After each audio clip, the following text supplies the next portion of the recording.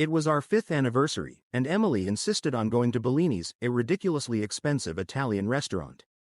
I had hoped for something more personal, like the pizza place where we had our first date, but she shot that idea down immediately. We arrived at the restaurant, and Emily was in a good mood, mainly because I had just landed a lucrative contract. I went to pay the bill at the front desk, a habit I developed after my card was once skimmed at a restaurant.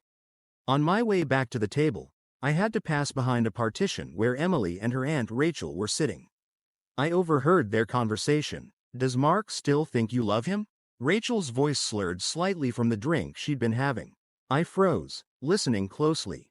Emily's response was clear, with a smirk in her voice. "Of course. His credit's great, and he pays for everything. Why would I leave?" They both laughed. Rachel said something else, but I couldn't catch it. Emily replied, "Well, Mom and Dad were right about one thing. Marrying a tradesman means he'll always be too busy to notice what I'm doing."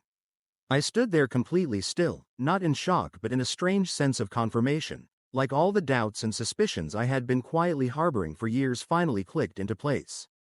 I walked back to the table, sat down, and finished my drink while they continued their conversation. Emily, unaware of what I had overheard, went on about her day. When we got home, she noticed I was quiet but didn't press it. "Just tired," I said, explaining that I had a big project starting the next day. She nodded, quickly losing interest as soon as she knew it wasn't about her. I didn't sleep that night. Instead, I made a plan. The next morning, I contacted my bank and credit card companies to have Emily removed as an authorized user, citing suspected fraudulent activity. By noon, I had called my lawyer, my accountant, and my business partner. That evening, I moved half of our joint savings into my separate account and froze the rest. Emily didn't notice anything was off for the first day. She went about her usual routine: Pilates, lunch with friends, shopping, while I went to work like normal. I kissed her goodbye, told her I loved her, and felt an odd sense of detachment, like it was too easy to pretend. 2 days later, Emily tried to pay for a spa day with friends using my American Express card, only for it to be declined. She tried another card with the same result. Frustrated, she called me, her voice tight with controlled anger. "There's something wrong with the cards." I just calmly replied, "That's strange." I asked her, sounding concerned. "I paid all the bills last week. What are you trying to buy?" "Just lunch," she lied, and I could see the notification pop up on my phone. A $900 charge from a spa. "Can you call the bank?" "I'm in meetings all day, but I'll check tonight," I suggested. She hesitated, knowing I was aware she only kept her personal card for emergencies, with a low limit since she had no income to support it. "Fine," she replied sharply before hanging up. 3 hours later, my phone buzzed nonstop with texts from Emily demanding to know why the joint checking account was frozen. I didn't respond. I was in meetings all day. When I finished, there were 27 missed calls and a voicemail from my lawyer confirming that he'd filed the preliminary divorce paperwork. I drove home, expecting Emily to be there, angry and waiting with accusations. The house, however, was empty. According to the doorbell camera, she had left with 3 suitcases 2 hours earlier, heading straight for her parents' house. The next morning, Rachel called. I almost didn't answer, but curiosity got the better of me. "What have you done? What did Emily tell you?" she demanded, her voice thick with emotion. I countered. She said, "You lost your mind, froze all the accounts, cut off her cards, some kind of male midlife crisis." Rachel's outrage was practiced, like she'd done this before, always taking Emily's side. "Did she happen to mention our anniversary dinner? Your little chat at the table?" I asked, my voice cold. There was a brief silence, then a shaky breath. "You heard every word, Mark. We were just talking. Women say things sometimes. It doesn't mean..." "Save it, Rachel," I interrupted. "I've already filed for divorce. Emily can contact my lawyer if she needs anything." "You're making a terrible mistake," she said, but the conviction had drained from her voice. "Emily loves you. She's just complicated." "No, she's actually very simple once you understand her motivations," I responded. "Tell her thanks for the clarity." Then I hung up and blocked both their numbers. The situation escalated exactly as I anticipated. Emily's father called my business partner, threatening to ruin us unless I fixed things. I received a letter from a divorce attorney known for being aggressive with wealthy clients, demanding immediate restoration of Mrs. Thompson's lifestyle. Emily even sent a mutual friend to my office, hoping to appeal to my emotions. None of them knew how prepared I was. My lawyer countered with evidence of Emily's spending habits, records of her contributions or lack thereof to the household and my business, and large transfers to her personal account that she'd hidden from me. The tone shifted dramatically. Her lawyer requested a meeting downtown. When I finally saw Emily again, she looked flawless, but her eyes were cold and calculating.